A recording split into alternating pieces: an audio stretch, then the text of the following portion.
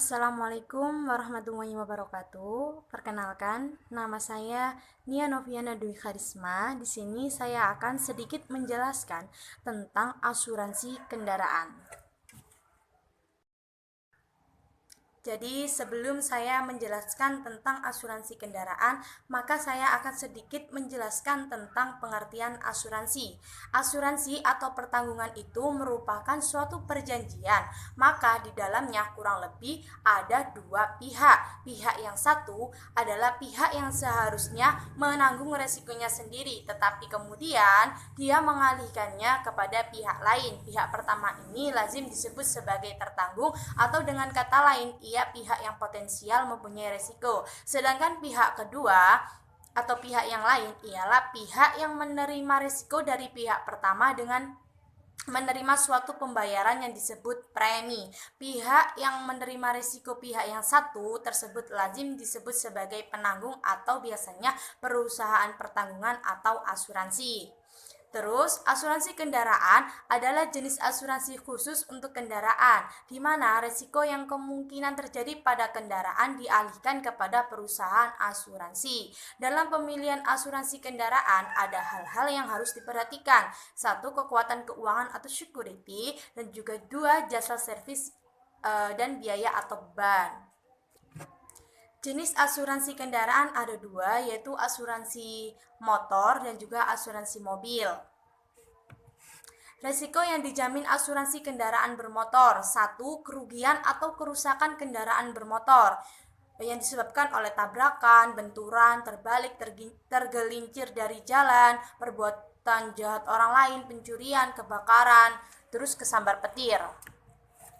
Yang kedua adalah tanggung gugat, yaitu tanggung jawab hukum tertanggung terhadap pihak ketiga berkaitan dengan penggunaan kendaraan bermotor yang dipertanggungkan. Dalam hal ini, penanggung akan memberikan penggantian kepada tertanggung atas poin A, tanggung gugat terhadap suatu kerugian yang didera pihak ketiga yang secara langsung disebabkan oleh kendaraan bermotor yang dipertanggungkan, baik yang diselesaikan melalui musyawarah maupun melalui pengadilan.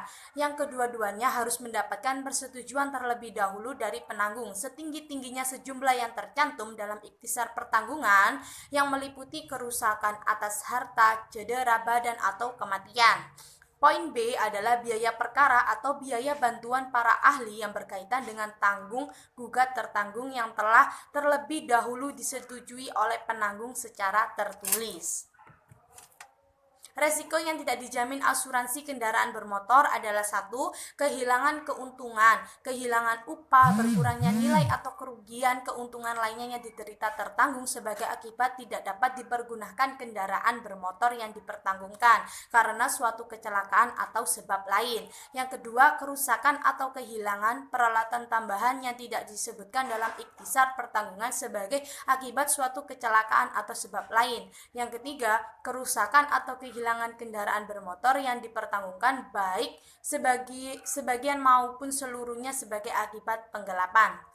Yang keempat, kerugian atau kerusakan kendaraan bermotor yang dipertanggungkan sebagai akibat perbuatan jahat. Yang kelima, kerugian atau kerusakan kendaraan bermotor untuk menarik atau mendorong kendaraan lain untuk turut serta dalam perlombaan kecakapan atau kegelapan dan lain-lain, seperti kelebihan muatan atau dijalankan secara paksa. Terus yang mengendarai itu tidak memiliki surat izin mengemudi, terus memasuki atau melewati jalan tertutup, seperti itu.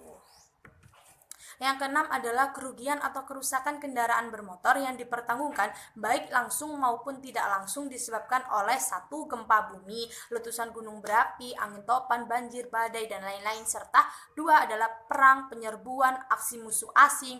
Yang ketiga adalah kerusuhan, pemogokan atau gangguan ketertiban umum lain dan semacamnya. 7. Kehilangan atau kerusakan di bagian atau material kendaraan bermotor yang dipertanggungkan karena sifat kekurangan sendiri pada bagian ini atau pada mesinnya karena salah penggunaan. Yang kedelapan adalah kerugian yang dialami pihak ketiga secara langsung atau tidak langsung disebabkan oleh kendaraan bermotor yang dipertanggungkan berupa kerusakan harta benda milik di dalam pengawasan tertanggung, kerusakan jalan, jembatan, bangunan-bangunan yang terdapat di bawah, dan lain-lain. Yang kesembilan adalah cedera badan atau kematian terhadap penumpang kendaraan bermotor yang dipertanggungkan tertanggung suami atau istri atau anak-anaknya yang terus pemegang saham atau pengurus bila tertanggung merupakan CV atau firma. Syarat-syarat pertanggungan. 1. Pembayaran premi. Premi harus dibayar saat persetujuan pertanggungan tertutup, kecuali bila atas persetujuan kedua belah pihak ditentukan lain. Jika premi tidak dibayar dalam waktu 10 hari kerja dihitung mulai tanggal permulaan pertanggungan atau tanggal perpanjang pertanggungan, maka berlakunya pertanggungan ini dapat ditunda oleh penanggung tanpa pemberitahuan terlebih dahulu. Yang kedua, pemberitahuan kecelakaan. Yang ketiga adalah tuntutan pihak ketiga. Yang keempat adalah tuntutan pidana terhadap tertanggung. Yang kelima adalah ganti rugi. Yang keenam, kerugian total. Yang ketujuh, ganti rugi pertanggungan rangkap. Pertanggungan di bawah harga. Jika harga kendaraan bermotor yang dipertanggungkan pada saat terjadinya kerugian atau kerusakan ternyata lebih besar dari harga pertanggungan, maka penanggung akan menggantinya menurut hitungan dari bagian yang dianggap dipertanggungkan saja. Hilangnya hak mendapat ganti rugi disebabkan oleh 1. Tidak memenuhi kewajiban pembayaran polis. Yang kedua, tidak melakukan tuntutan ganti rugi dalam waktu 12 bulan sejak terjadinya kerusakan atau kerugian.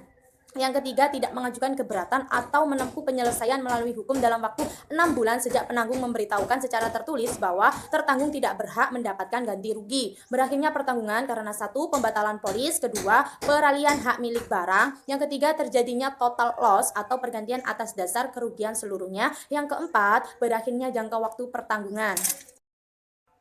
Terima kasih atas partisipasinya. Saya ucapkan mohon maaf apabila ada kesalahan kata ataupun penyampaian kurang dapat memahamkan. Saya mohon maaf yang sebesar-besarnya. Saya akhiri.